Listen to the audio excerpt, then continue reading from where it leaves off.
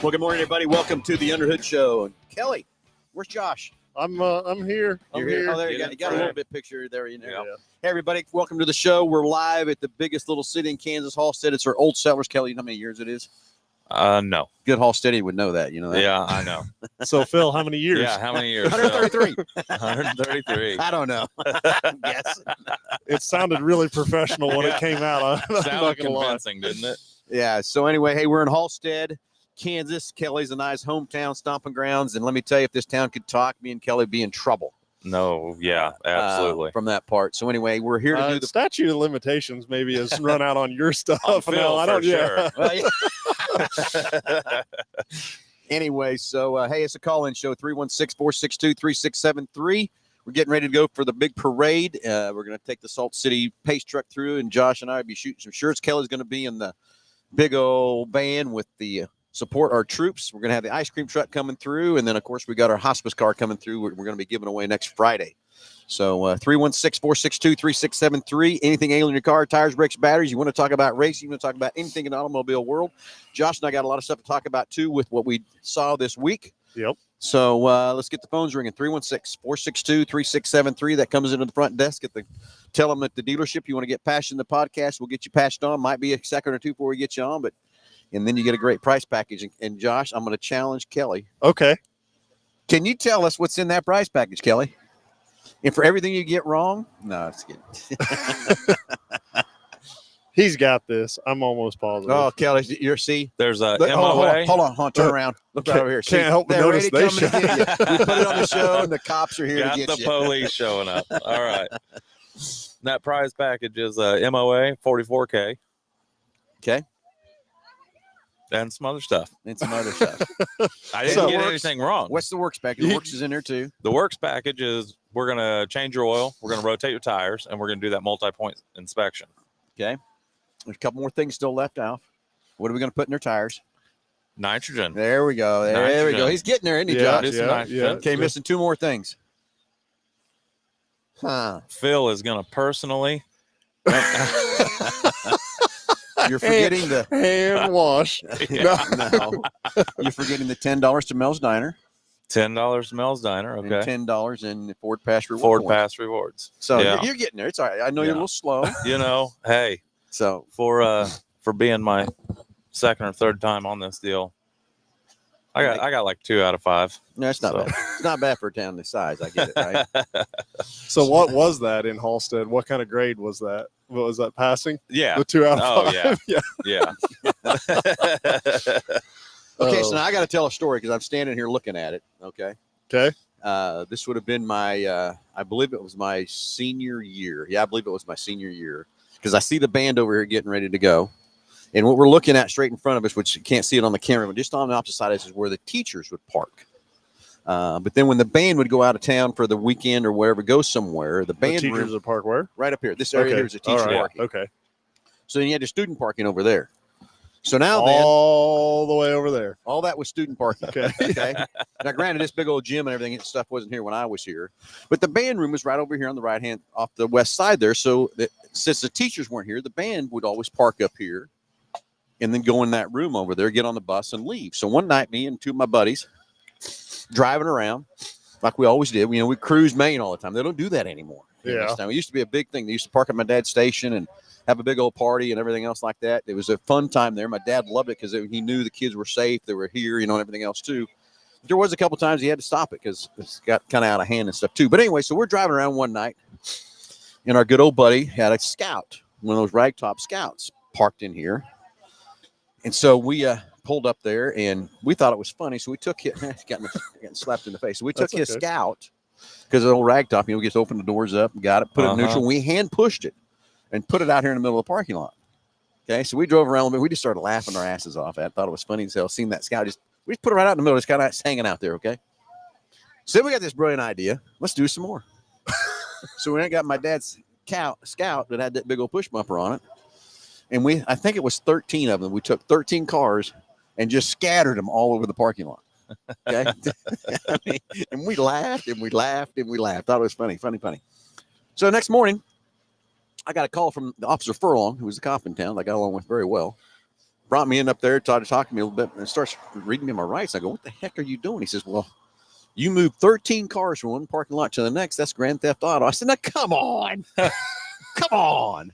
So anyway, come to find out what had happened, someone else had broken into the school and stolen, cut a bunch of tires on the teachers' cars that were in the lot. And he thought we had done that. Oh. So it was a big old hubbub. But anyway, it was still kind of fun. We had those 13 cars scattered out over the deal. They thought we'd cause that damage. And that's one thing I did not do. Every one of those cars we pushed, there was no damage, no nothing. We didn't hurt nobody's property. And I will tell you, when the van said when they turned the corner and saw those cars there, they thought it was hilarious and funny. So we were trying to have a fun little joke and everything else too. So anyway, enough of that. Let's keep moving forward. Josh, you and I went out into the Ford dealer meeting. We got to see a lot of neat stuff this week. What's coming down the pike? And Kelly, you ready for this? They're coming up. They think they're going to bring out a 4-door Mustang. I have heard those rumors. So anyway, some more new stuff coming. They've got a new. They're going to put a Sasquatch package on the Bronco Sport like they do the full size Bronco. Timmy, I even gave him some trouble. Did you? Yes. Oh, yeah. Okay. I stabbed in there. Tim Critchfield, our shop foreman, he's got a Bronco Sport, and he wants that. So he's asked me, what's about? You get any pictures? You get any pictures? No, that's another story. They take our phones. They took your phone. So we couldn't get any pictures, but it does look like a pretty good little add-on to the Bronco Sport for that side of the situation too. Now, does your doctor prescribe you medication for when you go to these deals and they have to take your phone to like deal with your anxiety? Trust me, it's in a bag and it's sitting going driving me nuts that I can't get to my phone. You're right, it does. You got a caller coming in? We're going to go to the phones. We'll get back to this, but let's go to the phones. Let's talk to Richard. Richard, you're on live with Under the Hood. Good morning. Hey, good morning to you guys also. I've got a question for you. Last Sunday, I'm leaving an event, and I'm walking to my car. I walk by a car that's remotely started. I guess they wanted to get the car air conditioning going, so it's remotely started. Nobody's in the car. So I walk by the car, and I'm parked in close proximity, maybe 30 feet away, something like that. And I pulled my key fob out to unlock my car, and then as I'm walking in my car, this woman behind me who's going to the remote start car says, "Hey, you ruined my car." So I turn around to her, and she's not able to get into her car temporarily, and she's blaming me for when I hit my key fob, it temporarily locked her out of her car. Is that even possible? So, yeah, I've never heard of key fob. I've never heard of that happening. Now, I don't know. There's a lot of weird things I've seen in this industry, and I'm not going to say that there wouldn't be a first time that could occur, but I've never run across that. The code they use on that, there's so many millions of different combinations to that code that the likelihood of yours interfering with hers are astronomically small. And that's what I thought.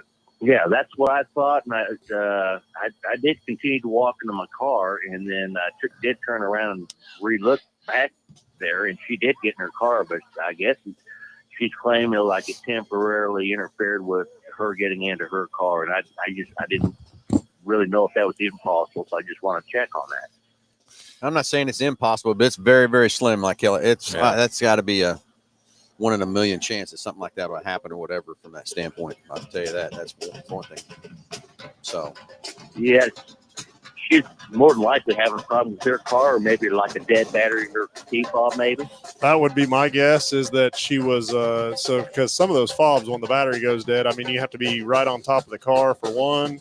Or two, I mean, in some cases, like there's a manual key in the back of the key fob. A lot of people don't even know that it's there to let you in if the battery is completely dead, or the vehicle battery itself is low to be able to let you in or get you in manually.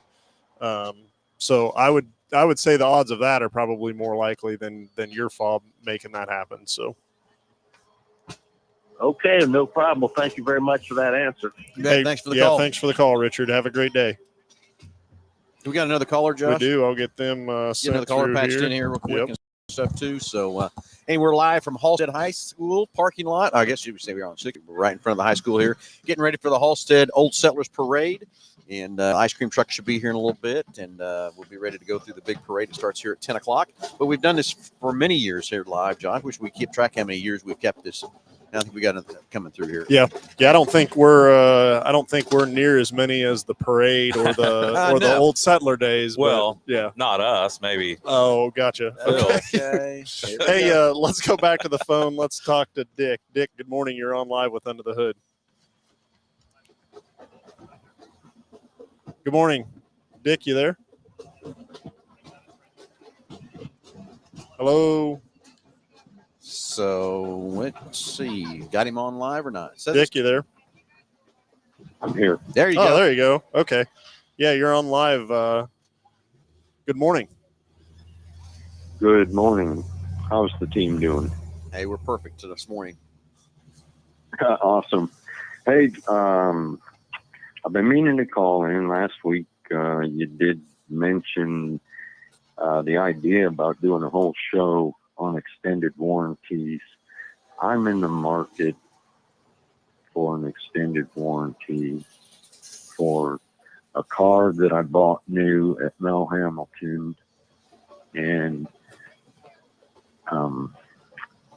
I have an existing 7-year, 150,000 mile warranty that's getting close to 145,000 miles and 7 years.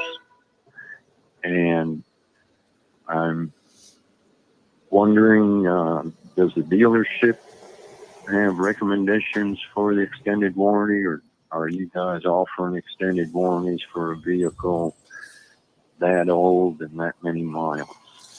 Well, I will tell you that I believe everyone should have one, an extended warranty when you buy a car new or used. And I'll tell you why, because I promise you at some point in time in that life of that car, it's going to break. You just never know when it's going to break or what's going to happen.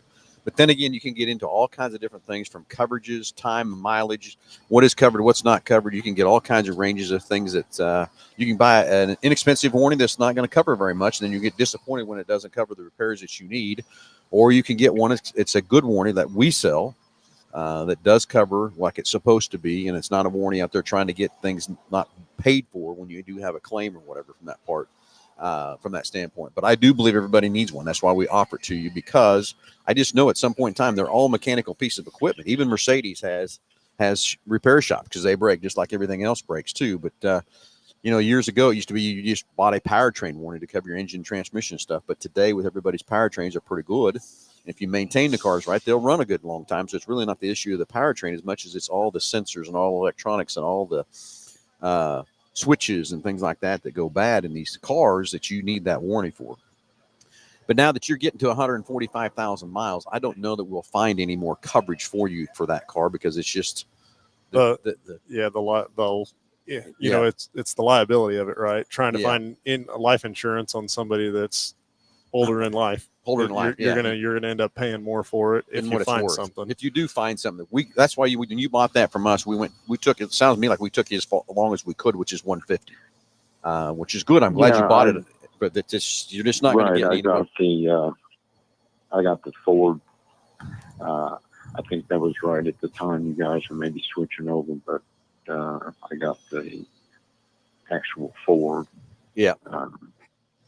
So you would just be warranty. if you found a warranty company to cover you more than that, the cost of that would be so astronomical that it wouldn't be worth it, in my opinion. You'd be so much better off to buy a new car and start over again. Well, and then the second thing to that is there's probably companies out there that will take your money. That will sell you an extended warranty, but I don't know is that you're going to find a reputable company that would start at that mileage and go out furder. That's my take. You'll find some aftermarket warranties that'll take your money, but then when you've got a claim, guess what they're going to tell you? The coverage. There's no, you're going to get coverage for what you need from that standpoint. So that's just the hard part about that situation of these cars, And again, I'm with you. These cars today, if you maintain them correctly and all kind of stuff, they're designed to run 200,000. But the liability of what happens from 150 to 200 is so drastic that the coverages aren't going to. They're going to cover you. That's just where you're going to be from that part. Right. But again, we could spend a whole hour show just talking nothing about extended warranties. So I don't want to interrupt you, but where you need to be is if your intent is to keep the thing, you really need to direct your attention on maintenance That's right. and maintaining that thing, the best you can. And just make sure that, it's having the multi-point inspection done every time that it's in, and that all your fluids are changed out and serviced on a routine basis and regularly. The car has a lot of life left in it if it's taken care of and maintained. It's just finding somebody that would, stand behind that warranty, and you're just not going to find I don't think a reputable extended warranty company at that higher mileage interval. So. Yeah, and I think, like I said, if you'll find somebody Well, who'll that take was your part money. of my question too. Yeah, Was does the dealership offer anything, for beyond that? No, we don't. We stop at the 150 from that standpoint, just because that's where the best dollars are spent for you. Because I guess, again, we could take your money, and I don't want to do that. I want to make sure when we sell you something, we're giving you the right value and everything else behind that. But that's why we don't. We go to 150, and that's the most we can. And basically, that's where our underwriters have told us that's where the top line needs to be for the coverage for the dollars that we spend, that you spent, and everything else too. And it just comes back to cost of factor of what it costs you to fix a car versus what that warranty costs and all that kind of stuff too. Can you sell me another brand new Focus RS? I wish we could. Trust me, I wish we had the cars. I know, right? I wish we could. Trust me, I know. I get it. I really that's wish part we of could. my challenge. How about a Mustang? You looked at the new Mustangs? That's probably a little too big for me. Just Okay. size-wise is too big? No, I really have never looked at a Mustang. I tell you, I didn't have an interest in them. So they got a new design was in 24 Yep. on it, right? Correct. And I don't know the amount of tech that they have in these things, and even the 4 cylinders engines that they put in them. Well, I will say that the EcoBoost and the Mustang and the 24 will outperform your RS, is what I'm going to tell you. Because that RS, what do you got, a 17, 18? 17. 17. So you take your 17 versus the 24 EcoBoost, and I promise you that EcoBoost Mustang will outperform that RS. Just the technology things they put in these cars. How about a lowrider Maverick? Well, okay. So That's part of what we stay tuned on the show and listen to what we got to talk about there, because we got a lot of things. Josh and I were just at the Ford dealer meeting, and we saw a lot of new products and things coming. That is Lobo. one thing that's coming, is a Lobo Maverick. It's coming. It looks pretty cool. I'm not a big fan of the wheels, but someone's got to be a fan of that. They make what they call it again. there's an ass for every seat. Yeah. They had an acronym for that too while we were there. But there is a Lobo Maverick coming, and we saw it. It looks pretty cool. Lowered down and setting on some different wheels and stuff. It looked pretty cool. Something you probably get right in there, Kelly. Yep. I can't wait. So anyway, yeah. So stay tuned. A lot of stuff coming and everything else too. So, but appreciate the call, Dick, and I wish we could sell you a longer warranty, but I tell you, you're just better off to look at some new technology and some new cars, buddy. Well, thanks for the information. Good to talk to you. You bet, buddy. Thanks for I'll calling. see you in about 1,000 miles. All right, sounds good. Perfect. Have a good day. Bye. Thanks for the call. Okay, 316-462-3673. Got a couple good callers on the show. Got some more coming in. We'll do we, Josh? We still be caught up? So I think we're caught up on calls. I do have a couple people on the chat line, so I'll pop off here. But it says good. So Delbert sent in. Good morning, Delbert. Looks like he's on a long road trip. So hopefully that road trip goes good for you. And thanks for checking in with us on the chat this morning. And then also Ryan Green says good morning. So good morning to Ryan as well. So that got us all caught back up on the chats. All right. So anyway, Josh, we went out to the Ford new dealer meeting and got to see some new stuff. Kelly, focus. Hey, there's a lot of cool Yeah, stuff there's a lot rolling of in cool here, cars rolling lining out up for the parade. There is all sorts of. It's hard. It is hard to do this show. You'll see something Got go to keep by. my head on a swivel here. You're probably used to riding that, aren't you, Kelly? Yeah. Well, it's a little big. Yeah. So yeah. One of you two was following a blue GT in here, or GTO. Yeah, That was a good looking car. It was. I passed him on 96. Did you? Yeah, that's a good looking car. I don't know. It pretty looked good. like it was. Yeah. You you see those older cars like that, and then some of them are like 30-foot older cars, and then some of them like that one, it looked like That it was I passed him on 96 highway, and I just kind of slowed down and look at it and stuff. It's pretty straight, pretty good looking hot rod. So you're going to see a lot of stuff. And that's the next thing is the Halstead Car Show is sponsored by. We give a lot of money to that car show. If you got some hot rods or whatever, I know it looks like it's raining out going to be, but it looks like the weather's going to be nice and cool today. But the Scout Cabin's got the hot rods there, so get your hot rod out and come down to the car show. Or if you just like looking at them, there's a lot of cool cars that show up down there in South Scout Park. Yeah, there'll be some cool stuff. There comes one Kelly Speed coming right in, the light blue with convertible rolling in there. That's about right up your alley, isn't it, Kelly? It is. Anyways, so I that's would the take thing. it. Yeah, I know. You'll see a lot of cool stuff at the car show at the Scout Cabin. So anyway, back to Josh, the new stuff we saw. We saw the Bronco Sport with the Sasquatch package. Yeah, they said multiple times on that Bronco Sport. I don't know. They must have big plans for it or different options or whatever long term for it. But I mean, both days we heard about it in multiple sessions. That Lobo Maverick. I don't know.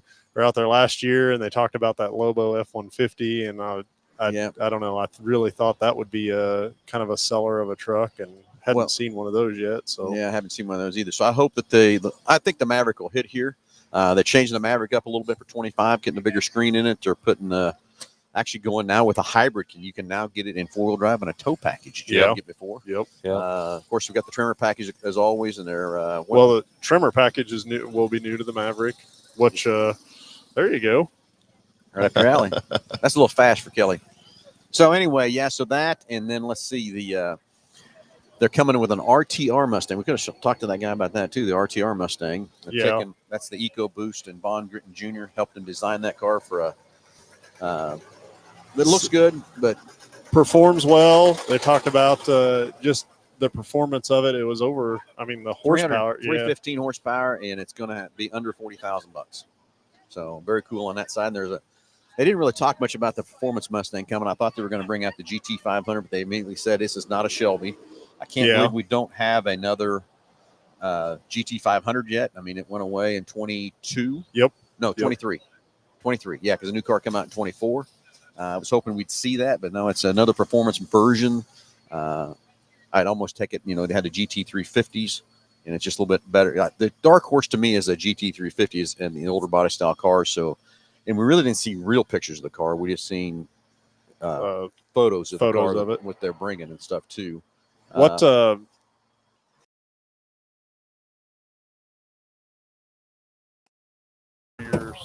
you're still live. I had it in generator mode too. You're still live here.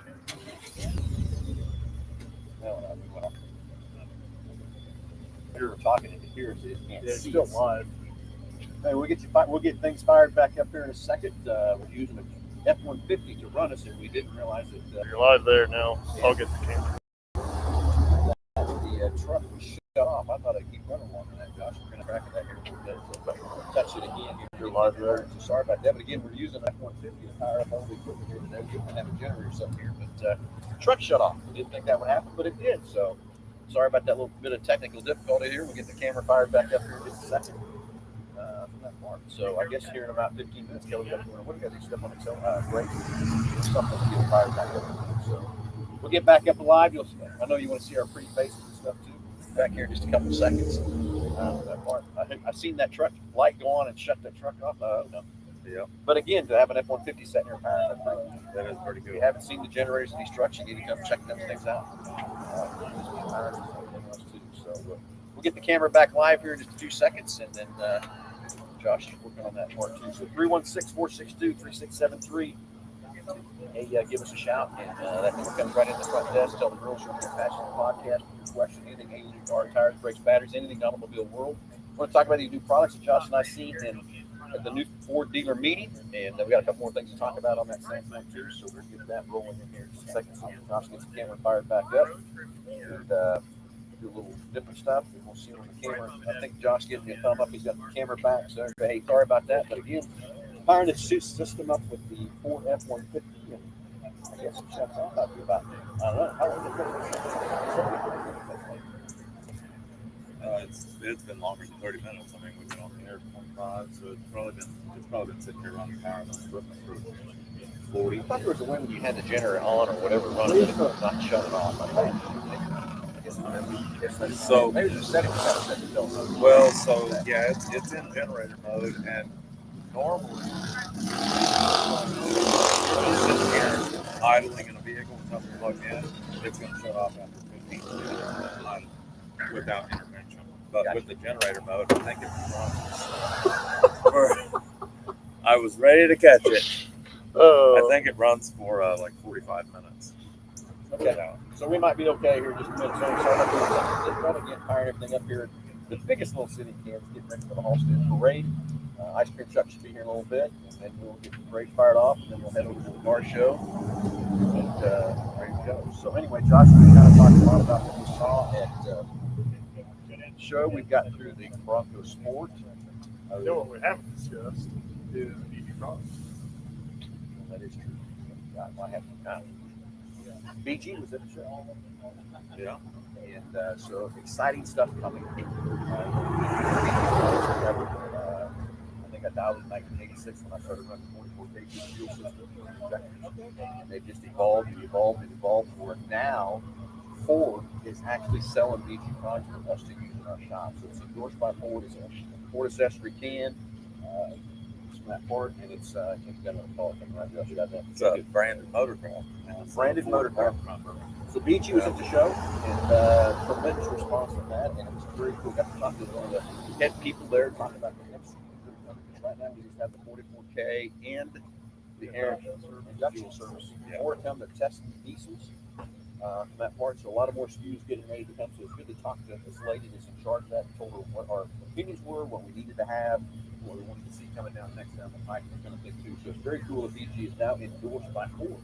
Yep. So all those years we've been showing you how good BG products are. This is now a good opportunity for you to understand why it's so good. It's Ford's introducing it, put it in the cars, they realize what it's doing, how it's going to clean the motors, clean everything up, and keep them running for many more miles.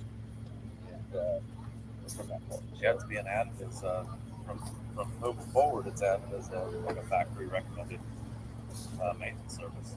Yep. Yep, exactly. So you got to follow everybody. Yeah, we do. Let's go back to the phones and talk to Nathan. Nathan, good morning. You're on live at 7 Hood.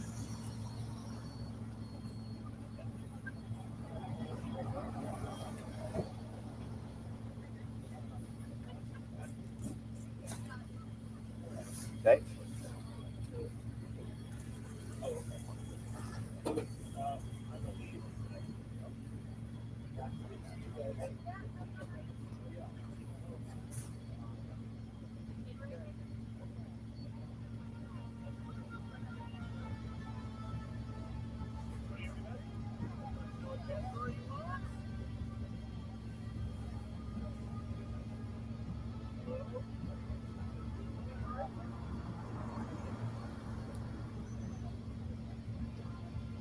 Okay, let's first start with your first question. Salt City Racing in Hutch. It's going very well. It's going so well that last time I met with the fair board, they asked for dates for 2025. And I will tell you, the dates for 2025 are in their hands. I gave it to them this week. So I hope we have a good approval rating on that situation. Now we're waiting. The next thing it's going to do is a contract. And, I got my first rough draft back from the attorney this week, but I've been gone, so I haven't had a chance to sit down and study the new contract. I told the provisions I think I wanted to put in it. But I just haven't had time to sit down and stop and read it, or I can have this concentration to read all the verbiage and everything in the contract. But it's, I would say it's 95% ready to present to the fair board, but I don't get to present that contract to the fair board until October. But I'm going to get it in their hands a lot sooner than that, so I'm trying to work on it now. But I'm going to tell you, I think the success rate at Hutch has been very good. The crowds have been very good. Love to see more people coming. Love to see more people in the stands. So that's going to prove the fair board that everybody's behind it, wants to see that they're people racing at the fairgrounds. I think the huge success was our Silver Crown race. We had a great, fantastic race with USAC. And as good as enough as Tuesday before the race even started, USAC said they wanted to come back and play for the top. So they're on the calendar. It's been presented to the fair board already. So excited about that. We'll talk about it in a couple of minutes.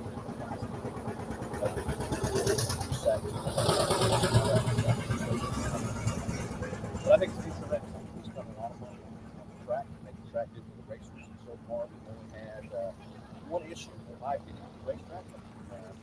With the Friday night before the USAC race, the track got a little dry for the last 3 features.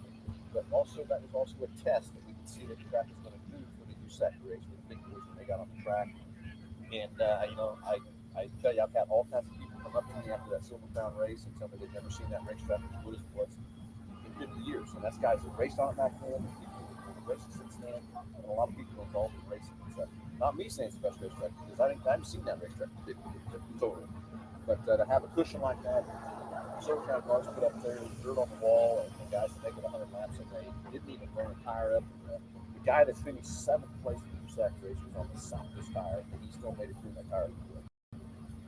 So I think it's a success in Salt City. Just want to keep building the momentum and building everything we can with that to keep that fairgrounds track there. I don't want to see it go away.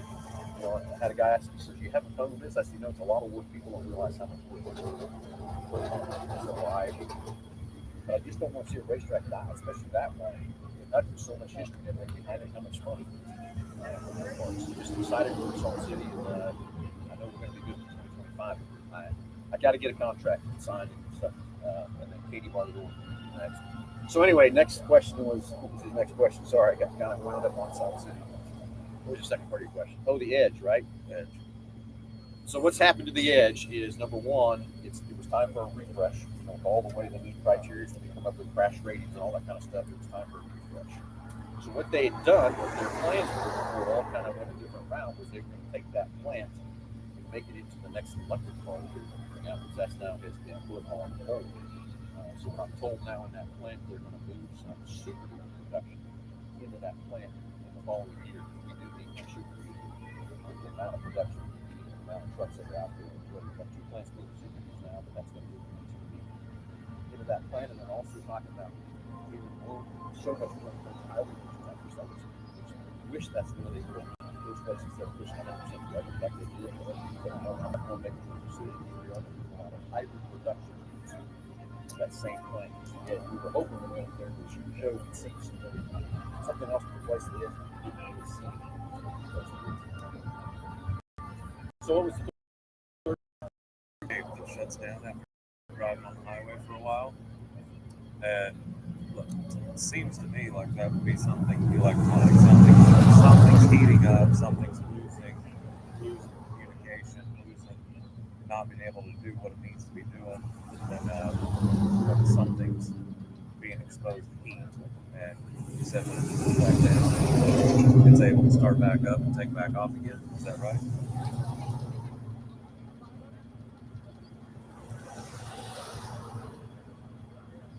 And it's pretty consistent. It does it pretty much every time.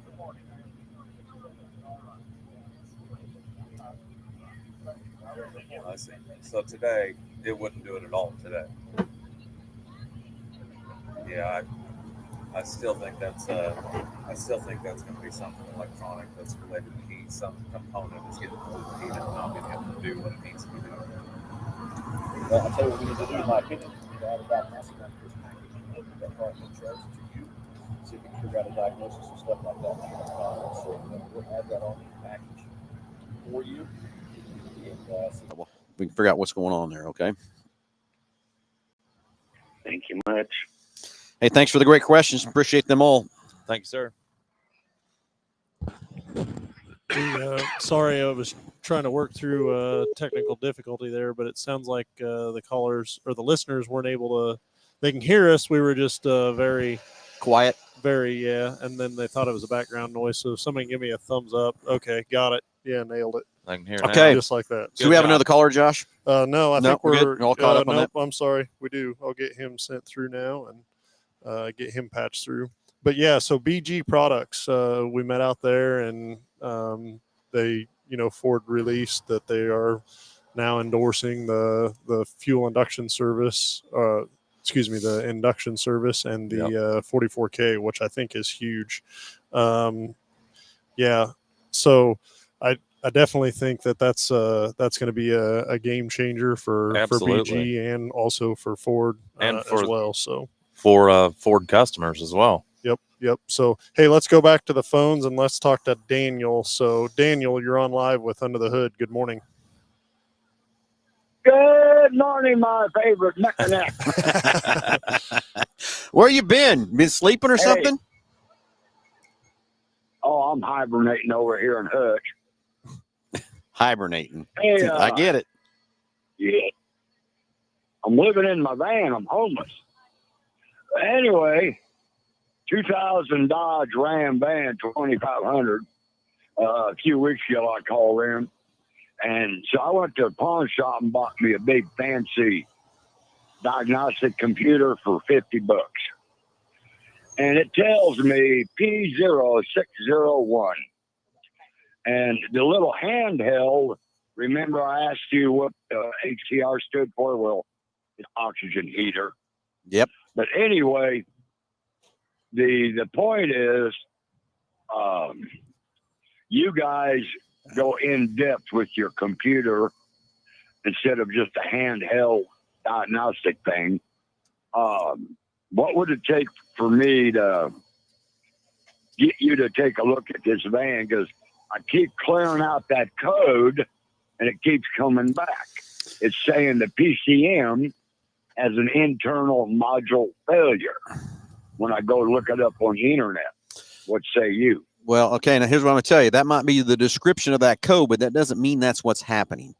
And that's where the difference Right, between that's the difference between a handheld 2 code reader versus a scanner. A code reader is just going to get you a generic code, not get you as deep as we need to get what we can with a scanner from that part. So basically, we need to make sure what our scanner reads that code. It might be the same code. I don't know until we check it. But then we got to go through a flow chart and diagnose that thing and follow the trouble tree to make sure exactly what's happening.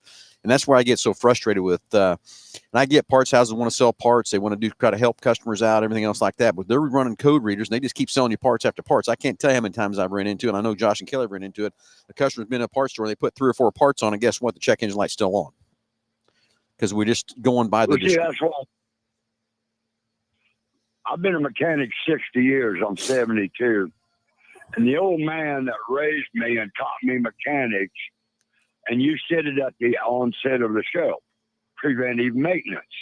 If you take care of the vehicle, it will take care of you, regardless of the nameplate. And I hear all these guys moaning and groaning, Ford ain't no good, Chevrolet ain't no good. Well, because you ain't taking care of it.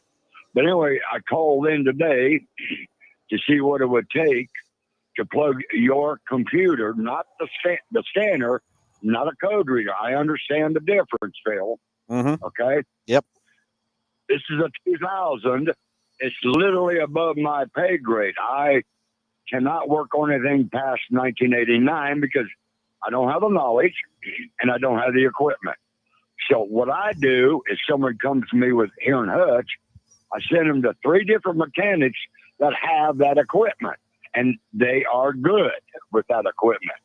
They just don't plug it in, do a little reading, and start changing parts. They actually go in to the computer itself. Like when I build a computer from scratch, I go through all the programming, whether it be a Dell or Hewlett Packard, it don't matter. My point is, I need an in-depth diagnostics on this van. I run it 24/7, literally because of the heat, and I've got 4 cats in my van. Those are my children. So I need this van running top notch. You see what I'm saying? I got you. We just need to get it over to Wichita so we can take a look at it. It's roadworthy. This ain't like my 88 Civic. It needs both head gaskets, Bubba. I pour water in the radiator, and water comes draining out on the driver's side, clearing back. So that tells me the head gasket's blowing on the outside of the head. The passenger side, you'll love this one. On the passenger side head gasket, you don't know it's blowing until you start it and it heats up. And here comes all the steam.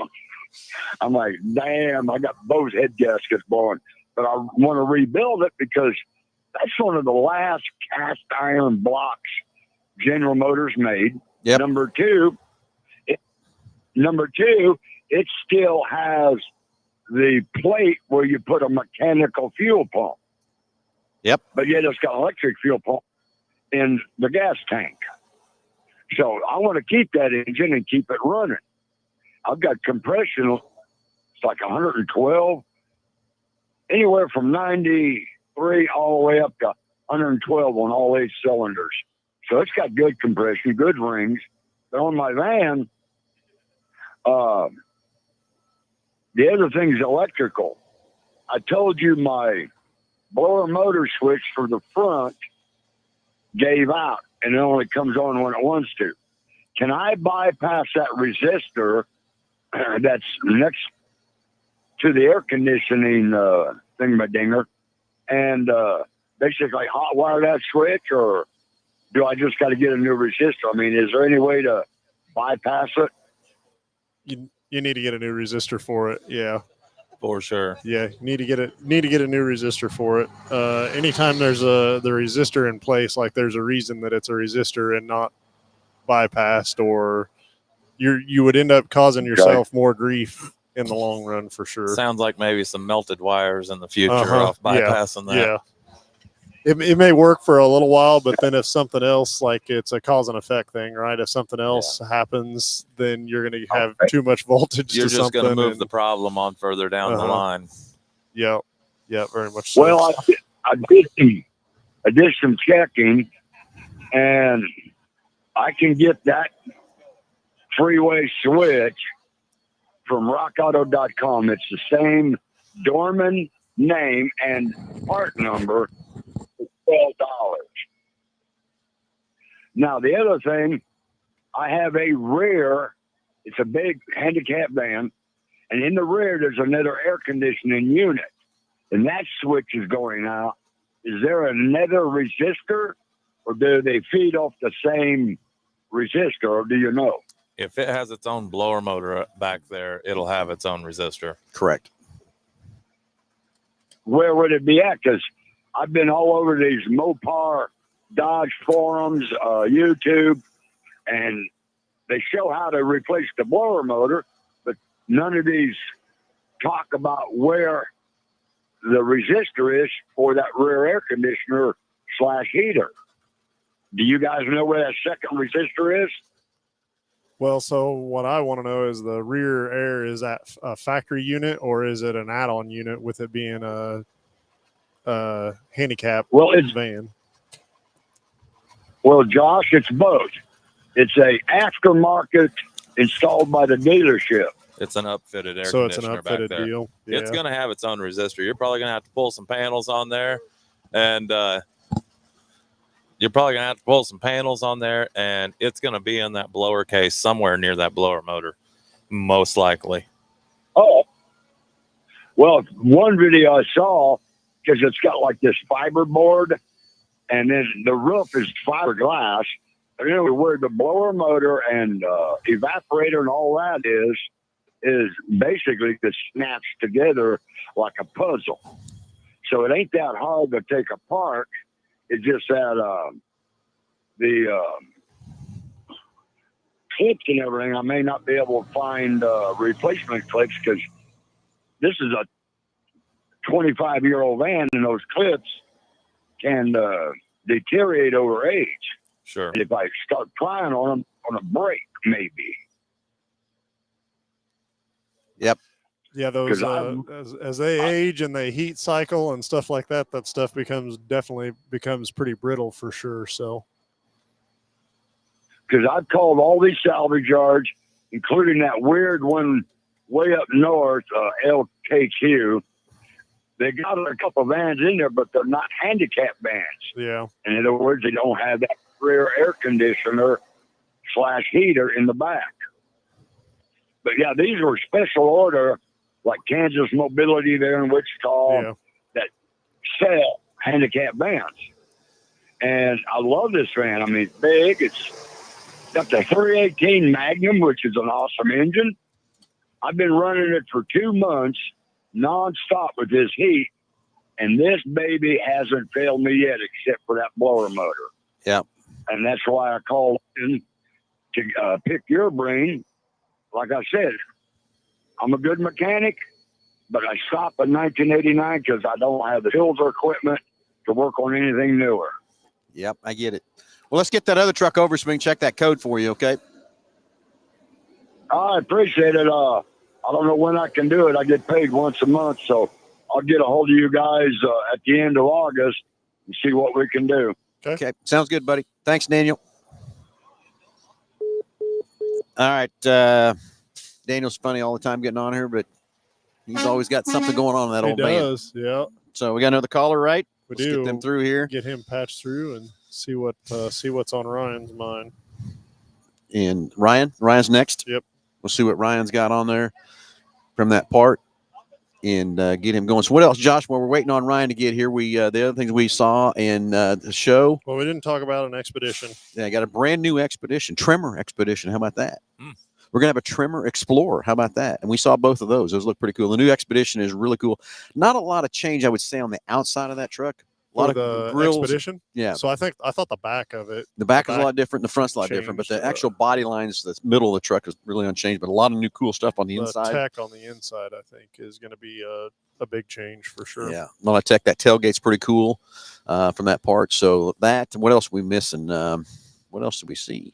Mustang, just the different. So that's what was a question I was going to ask is out of all the different model lines, which model of vehicle has the most submodels? Like the, XLT. Oh, it's got to be what I'm F-150 saying? by far. There's You no way. think? Oh yeah, there's no way. I don't know. Mustang, man, they're coming out with a lot of them, aren't Yeah, they? well, there is a lot of Mustangs. We have to list them out and see from that part. I'm excited to see what this next performance version is over the Dark Horse and what it's going to be. I was shocked that it wasn't a GT500, but it is what it is too. So, Are they trying to save that nameplate, or you know what I'm saying? Like, I don't understand. I'm going to tell you what I think it is. It's strictly this dang emissions they're having to fight. The cafe ratings, that's what they're fighting. And it's like the Raptor R with a big V8 and stuff. I used to get a lot more than what we're getting. They're not going to get as many. And I think it is. It's a cafe rating. The other thing on F-150 to get a 5.0 with a 373 gear right now, it's unheard of. You can't get it. So and I think that's emissions again. And I don't know. Do they do this for? Or it shouldn't be emissions. I should say the cafe rating, the fuel economy rating. Do they do this for expense wise, maybe, or something but to get around the emissions deal, wouldn't? So take a Raptor pickup with an EcoBoost. So they produce that truck and then send it to like Roush or Tuscany or something like that, and then they put like a V8 in it, or you know what I'm saying? With that, well, there's places that do that. I mean, like Hennessy and that kind of thing that do that situation. But then the amount of money, because you got all that powertrain you're going to yank out that's worth, no one's going to give you any credit for that. You gotta work out that in the cycle. Hey, let's go back to the phones. Let's talk to Ryan. Ryan, you're on live with Under the Hood. Sorry about the wait, bud. Hey, no worries. It's always fun to hear from a true old timer like your buddy Daniel. When you think about the final thought, he says that preventative maintenance is so important. And Phil, when we were growing up, it was every 3,000 miles that the oil change supposed to be done. And I'm really going back to maintenance 101. Now they say 5,000 miles. And with everybody trying to stretch a buck, can you kind of speak to, because like my wife, her 2008 Dodge Caravan has been in the garage because we haven't been going this summer, with the kids. And so, I mean, as far as the miles on there, the miles that, we're less than 3,000 miles, but, with the time and everything, it's been now almost, 13 months. So, what is the gauge and then kind of speak to the harms, if you would, or the benefits, or what's really the time frame that we need to get it done. Yeah. And I'll listen off there and we'll come in. All right. Sounds good, buddy. Thanks. Thank you. No, thanks for calling. Great question. Because I tell you, it was a hard thing for me to move from 3,000 to 5,000 miles. It was very, very hard for me to not to understand it. I get what people were saying, but then after I started seeing some of the tests and everything else like that, we got to go back to 3,000 mile days of oil changes. We had CC rated oils. Now we're all the way to SJ oils. How many decades was 3,000 miles a recommendation? Really? Seriously. Oh, for how? What he's saying is how long? How long? How Oh, is long that time. the recommendation. Yeah, year. I mean, yeah. I don't know. 40, 50 Yeah, years. I was going to say 50. Yeah. A lot of years. Well, and I would say too, probably early on in the 3,000 mile stage, like they probably needed to be serviced sooner than Maybe 3,000 1,000 miles, right? miles. Well, but you got to think. But not for the oil, because of burning oil, because of tire pressures, because of Yeah. Well, and the next thing is they burn oil. Like every time you go 200 miles basically back then on a tank of gas, but you'd almost put a quart of oil in about every 200 miles. So you kept kind of some fresh oil in there from that part. But again, the oil filters have evolved. And, the oils evolved. Now we're multi-synthetics, full synthetics, all that kind of stuff. But like him, again, he's got 13 months and 3,000 miles. I mean, my opinion there too is how often is it started and what you doing with that 3,000 miles in that 13 months. If it's set more than it's done anything, it's probably not a bad deal. But if you're starting it, every other week and just doing short trips and that kind of thing, you got to go back to that 3,000 miles. I mean, you got to. Well, and my biggest thing was on something that sits like that is when you start it, how long does it run for? Correct. And I mean, it's kind of the same thing you were saying, but short trips, if a vehicle sits like that, or, we're watching a lot of these older cars drive around and stuff like that, the fact that they sit's not a bad deal, but when you start the thing, it needs to run get up to operating temperature, and then get 10 to to 15 minutes to get it out on the road, get the oil pressure up and let it lubricate all that whole engine and burn out all the condensation out of everything. And that's the difference. When you're changing oil on them, you can always tell the ones that do the little short trips here and there, because you pull the oil cap off and the inside of the oil cap's all full of that white condensation from condensation being in that crankcase. It used to blow me away. I would get when I lived in Hutch, I would get my demo and I'd drive home. So that's 45 minutes, say 50 minutes. So, it got all the condensation, everything boiled out of it. I could back out of my garage the next morning and I got water just pouring out of my tailpipe. And people don't realize that. That's when if you don't get it hot enough to boil that out of there, that ends up in the bottom of the pan, and that's the first place sludge starts. So to answer your question, on 13 months and 3,000 miles, it all depends on how many times you're starting and what you're doing there. So if it is a bunch of little short trips, you know what? You got to go back to 3,000 mile interval. And period. Or time wise. So to me, if something's sitting and you're not making the mileage interval, and if you're starting it and you're driving it and putting miles on it enough to burn out the condensation, if you go a year without an oil change, probably not a big deal. But if you're making short trips with it and stuff like that, then it needs to be sooner than that. Personally, my stuff, like my motorcycle, stuff like that I don't put 3,000 miles on in a year, I never go over a year on my oil.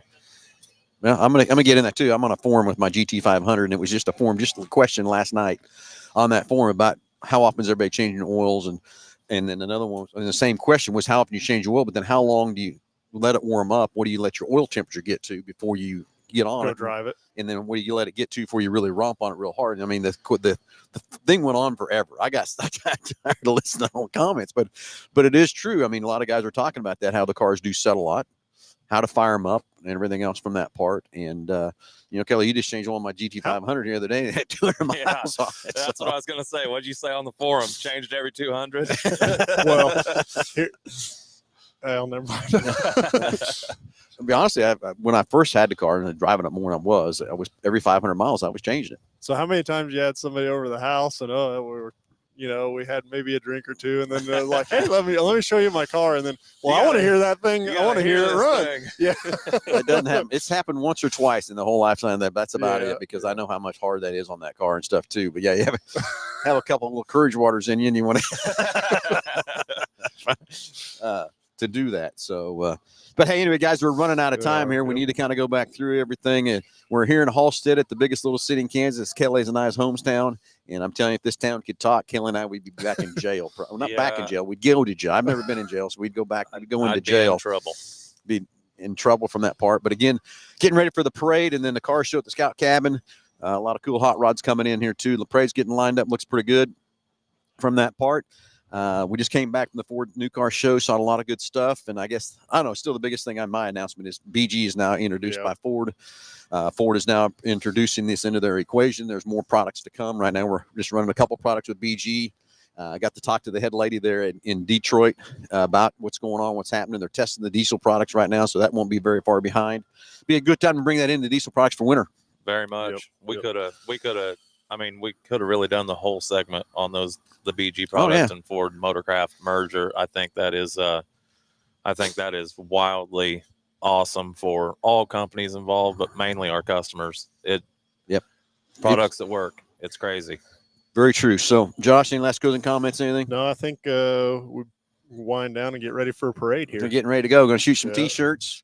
Got the ice cream truck here in line. Got our Yeah. hospice giveaway car. We're giving away next. God, is that next Friday? I think it is. Yeah, I think it is Friday. Yeah, it is next Friday. So tune in to Eagle Radio Monday morning. I'll be live over there with them giving away the first 5. So I believe it is. Yeah, 10 tickets. There's still time to register. Still time to register. You can come by. Yeah. The car's got a QR code on. If you see it coming through the parade, scan the QR code. You can buy some tickets. Do we have that on our website? I don't know. Okay. Hospice of Reno County. It's our 13th year to give away a car. I'm gonna go scan that QR. You need to code. go scan and get some ticket spot, Kelly. Because you can win. Get a key to start it. We'll be over there Friday night at Prairie Dunes getting ready to give away a car for the 13th year. So, hey, everybody, thanks for watching. Thanks for tuning in. Excited. Stay tuned Wednesday at 6 o'clock. We missed this Wednesday because all 3, Kyler, Nick, and I were gone from the dealership. So we didn't get a Salt City podcast in, but we need to get you updated on everything on Salt City. And we'll do that next Wednesday at 6 o'clock. Tune in next Saturday, of course, at 9 o'clock. I don't know if we're going to be back in the studio, Josh. Who knows where we're going to be? It's too far in advance to know where the heck we're going to be next time.